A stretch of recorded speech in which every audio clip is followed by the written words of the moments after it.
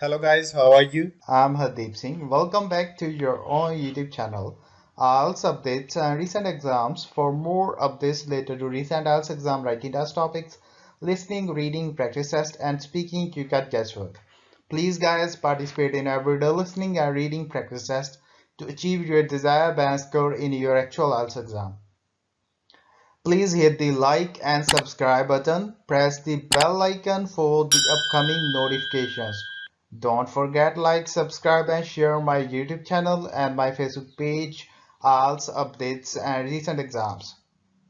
Now turn to part 1.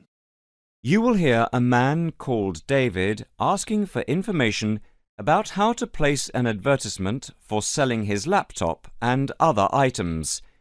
First, you'll have some time to look at questions 1 to 5.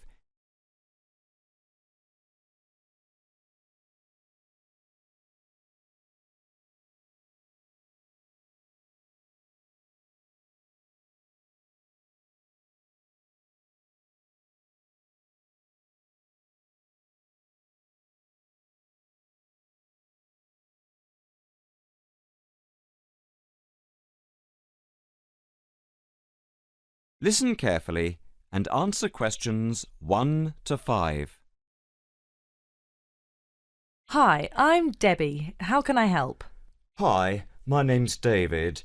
I'm just looking to place an advertisement on the main union notice board to sell a laptop and a few accessories, if that's possible. Sure, that's not a problem.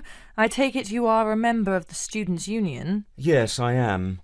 Right then, I'll just get a form up, and as there is no one around, and it looks as if it's going to be quiet for a while, I'll just type the details straight into the computer for you. Thanks very much. No problem.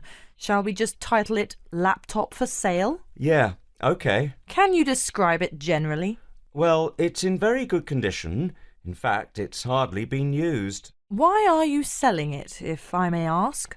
Well, I've got another one which is much lighter, and I don't really need two. I see. What weight is the one you are selling? It's 3.5 kilograms. That is heavy these days. Can you give more details about the one you want to sell? Right. Well, it's an Allegro, and it's got all the latest programs. OK. What about the memory? The memory is only 0.5 gigabytes. And what about the screen size and the other features? Well, the screen is, let's see, it's 37.5 centimeters with a standard size keyboard and a touchpad, but I've got a cordless mouse that I can put in with it if necessary. Some people don't like using a touchpad. What about ports or holes for attaching things to the laptop? It's got 2 ports. More modern laptops have more than 2 ports for all the extra attachments. They do. Let's see what else is important. Oh yeah, the battery lasts for 2.5 hours, which is okay, but not enough for train journeys. But one thing is that it's not wireless. Right. OK, not wireless. Before you hear the rest of the conversation, you'll have some time to look at questions 6 to 10.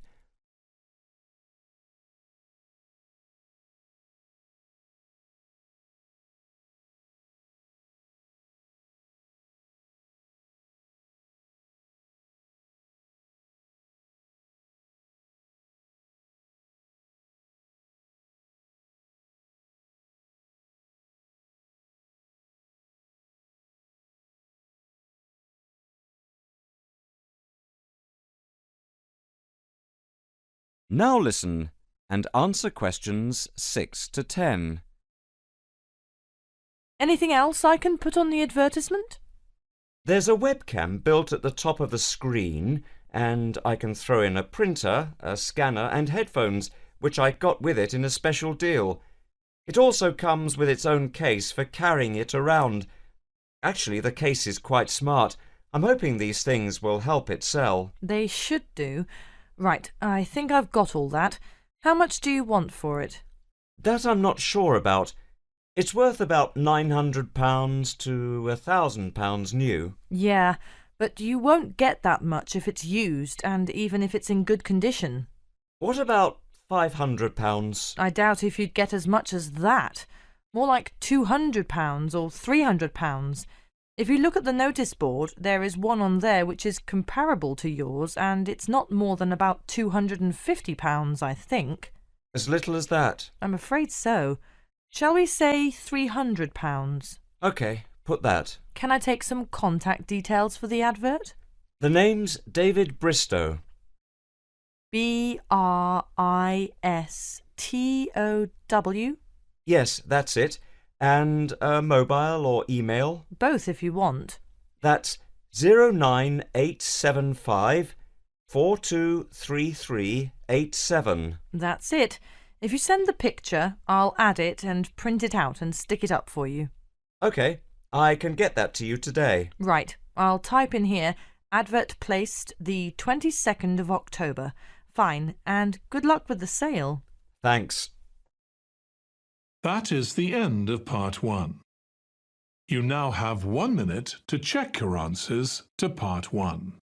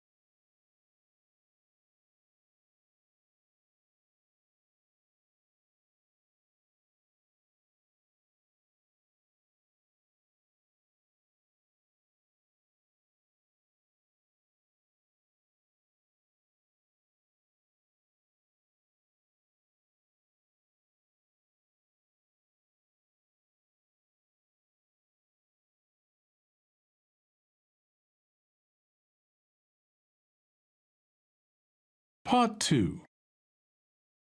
You will hear an announcement made by an official for the preparation plans for the town's 250th anniversary celebrations.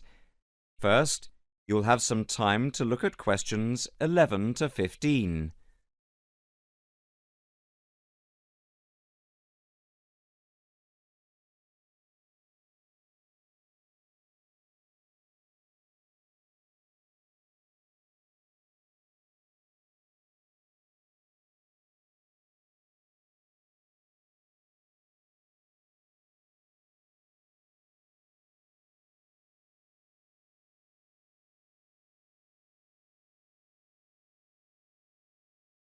Now listen carefully and answer questions 11 to 15. And now for the preparation plans for the town's 250th anniversary celebrations. We are going to follow the same system we had last year, but with a few changes to increase the party spirit. First of all, this time we are going to make the concert on the beach open to everyone without charge.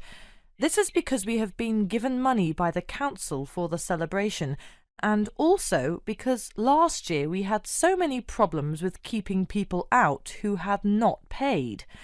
And on top of this, people will not have to pay for refreshments either, as these are being donated.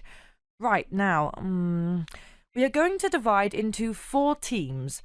The first one, the beach team, will be responsible for cleaning up the beach on the Saturday morning, picking up litter, bottles, plastic bags, wood, and anything else that's lying around. Everyone is meeting at the beach shop at 8 a.m. It's an early start, but we want to give everywhere a good, thorough clean. We have had permission from the council to close the beach to get it ready for the anniversary celebration on Sunday. The second team will be responsible for setting out seating in the square for the speeches and prize giving. Again, an early start is preferable, but the vans with the seats can't be there until 9 a.m. So shall we say that everyone should meet at the village hall at 9:30? Starting then will allow extra time if the vans are late. Before you hear the rest of the talk, you will have some time to look at questions 16 to 20.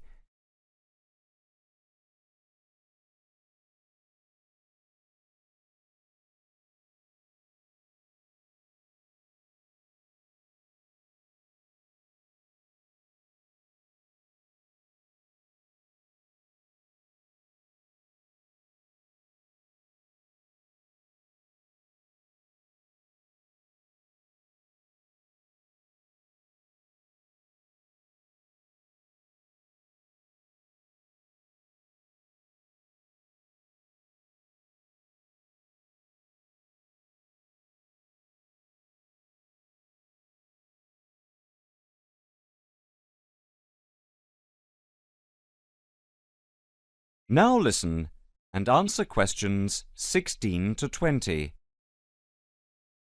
Now the third team will be the judges. For each of the various competitions we will have 3 judges.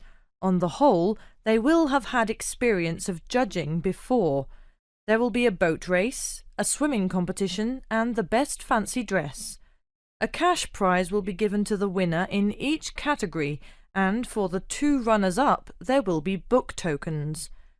There is a sponsored mini-marathon, and by the deadline, lunchtime today, we had 263 applicants with ages ranging from 15 to 60. That's 80 more than last year. Each entrant has paid a £20 registration fee to enter, and all the profits will go to the local children's hospital to help fund much-needed specialist apparatus. The 4th team consists of the wardens for the day itself. We are expecting at least 10,000 people if last year is anything to go by. The fields near the entrance to the beach can be used as car parks, and we need wardens to help make sure the actual parking is more organised than last year, which was a mess. We also need someone to be in charge of the first aid, which will be at the entrance to the beach. Finally, we need some volunteers for the clean-up. Last year we didn't do this very well, and so the council has agreed to provide large bags to collect all the recyclable material like glass and plastic, etc. But we have to deal with the rest, like leftover food, ourselves. We don't want to leave piles of rotten food around or dangerous bottles. That is the end of part 2. You now have 30 seconds to check your answers to part 2.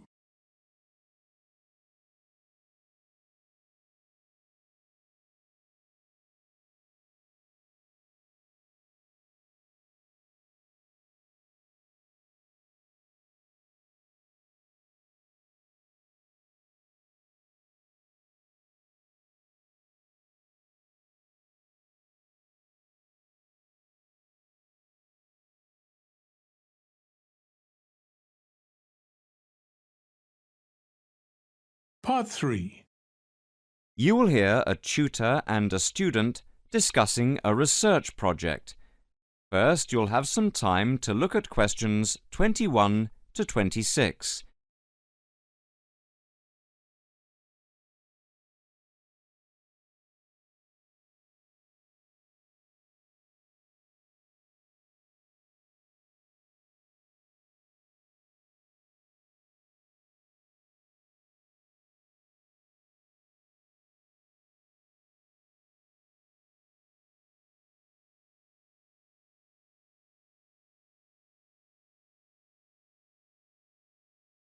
Now listen carefully and answer questions 21 to 26.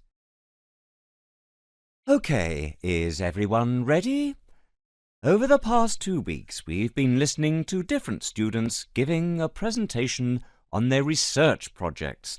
So, for this morning's session, I'd like to invite Susan to take the floor. For my project, I looked at different types of study techniques and tried to ascertain what students' opinions of the different methods were. I began with lectures because, of course, they're something we're all familiar with. Now, the problem with lectures is that you have to sit and listen for quite a long time, sometimes maybe as much as 1 hour, yet people's average concentration span is only about 20 minutes. This means, of course, within the first half an hour, most people actually stop listening.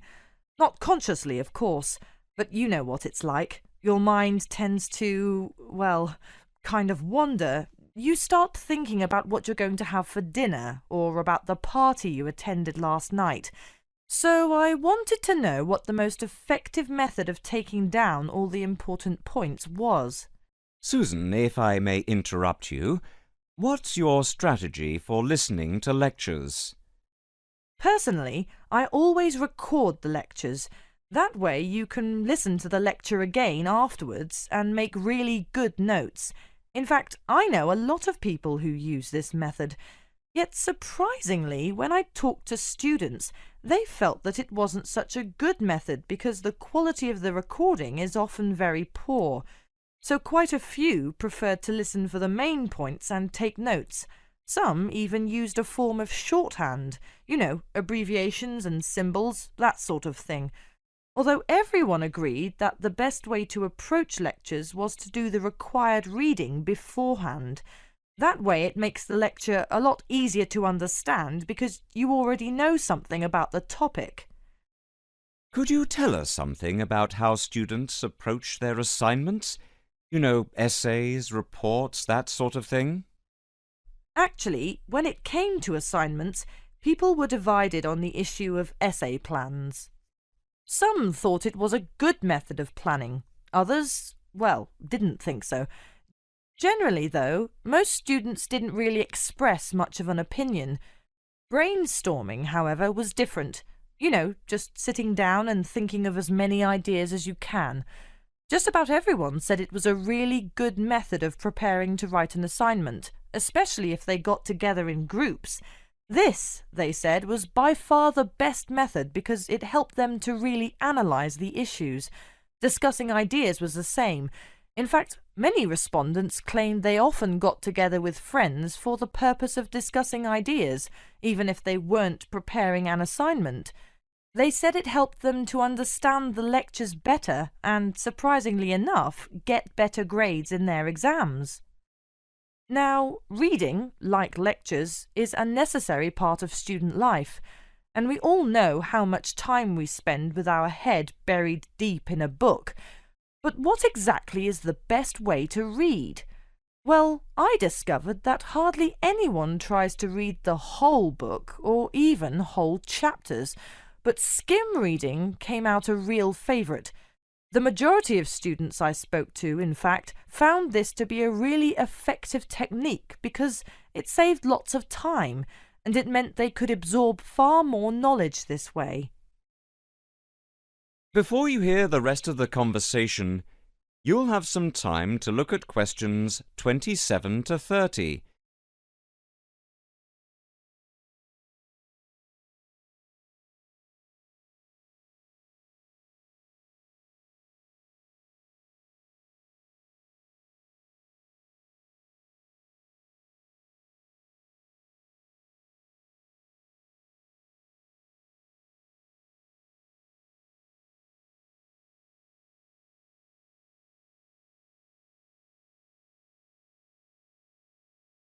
Now listen and answer questions 27 to 30. Susan, in your opinion, what do you think is the biggest problem students face at university? Time management. What I mean to say is that it's a much underestimated skill, and because it's underestimated, it's an area often neglected by students, especially young students who are used to other people planning their time for them.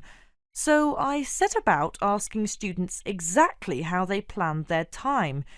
Interestingly, however, nearly everyone said that time management was significant, yet few people actually used the technique. Most commented that they were too busy with their studies. When it came to studies, I found that the vast majority of students worked part-time, generally in the evening, which most respondents claimed was the best time to study because they'd been thinking about the subject all day and many ideas were fresh in their minds. In fact, they said having to work was the biggest burden they had because it meant they couldn't study in an evening and had to study on weekends instead, when they needed to relax and forget about their studies. A few of the respondents even said they got up early in the morning to study. On the whole, I found that time management is most people's biggest problem, and I feel that more should be done by the university to help students to plan their time more effectively. Sorry, Susan, but I'm going to have to ask you to start wrapping up now. We're quickly running out of time. OK, well, the final component of my research was the dreaded exams. Now, I don't know about you, but I really hate exams. But when I talked to the students, I found that some students actually liked them. They were very much in the minority, though, and most students preferred not to have them. I was, of course, interested to learn just how students prepare for their midterm and end-of-term exams, and here people were evenly divided on the issue. I found that most of the younger students preferred to cram. That is to say, they'd spend many hours just before the exam trying to learn as much as possible. Some even said they stayed up all night and never went to bed, and this was because they were too interested in their social life to pay much attention to exams during the term. Older students, however, were much more conservative. They tended to read much more widely and spend time thinking about the topic, making notes and so forth. They did revise, of course, but they rarely spent time cramming. Cramming, they said, is of no use because you only remember the information for the duration of the exam and forget it afterwards. That is the end of part 3. You now have 30 seconds to check your answers to part 3.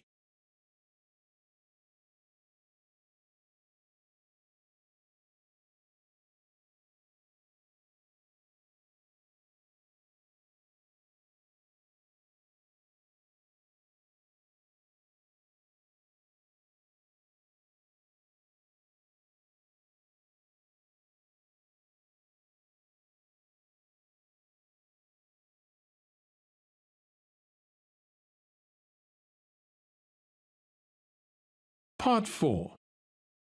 You will hear a student talking about a survey conducted among people of different age groups to find out how architecture may affect people's lives. First, you'll have some time to look at questions 31 to 40.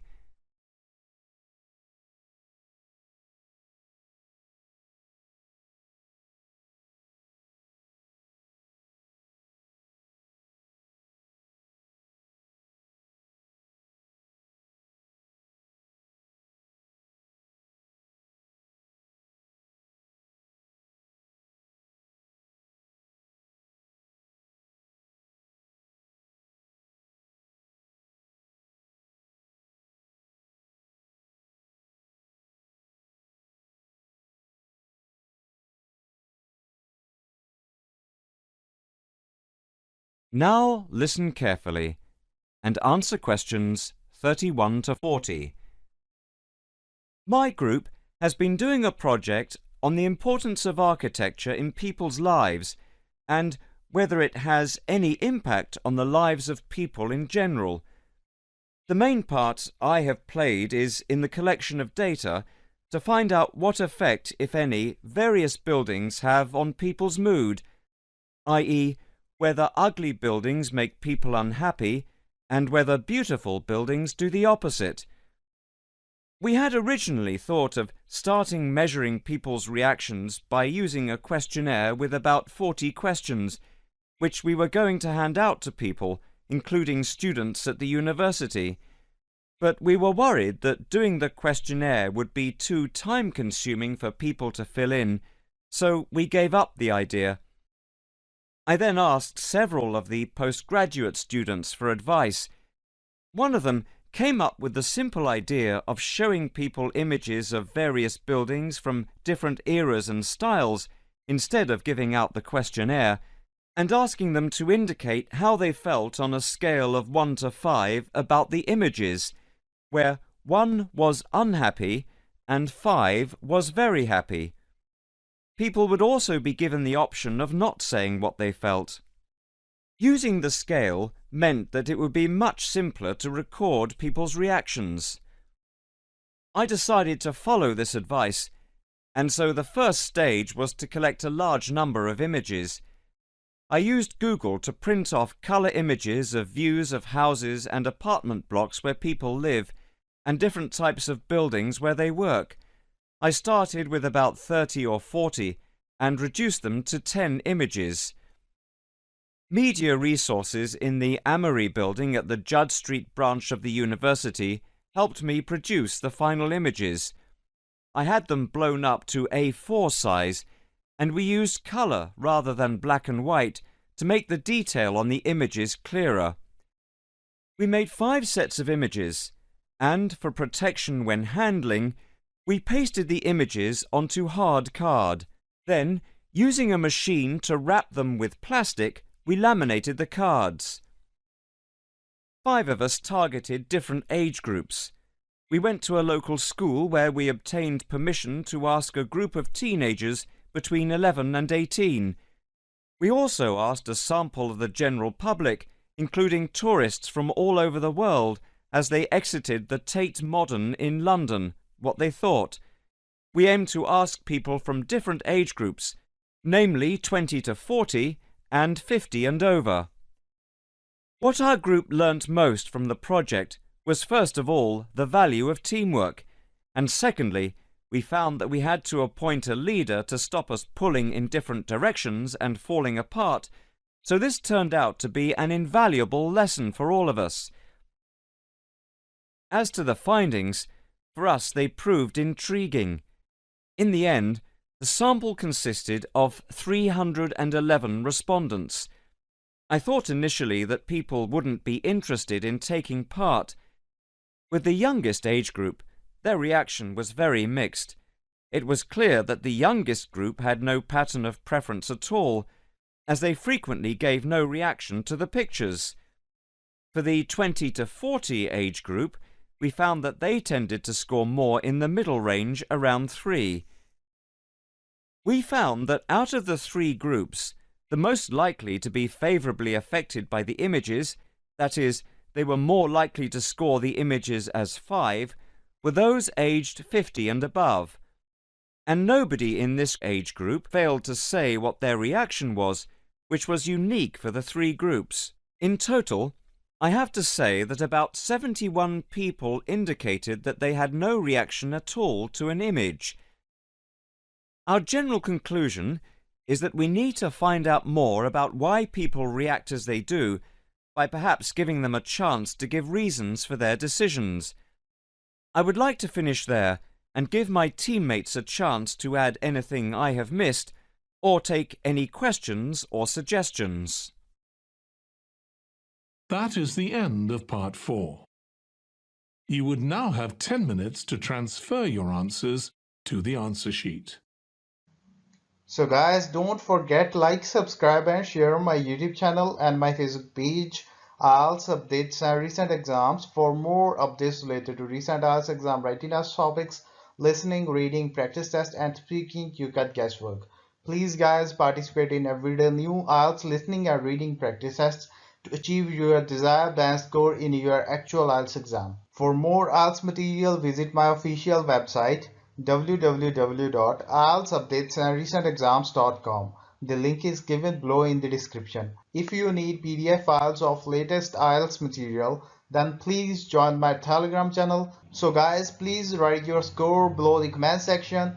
Again, thanks for listening. God bless you all guys. Stay tuned, stay safe.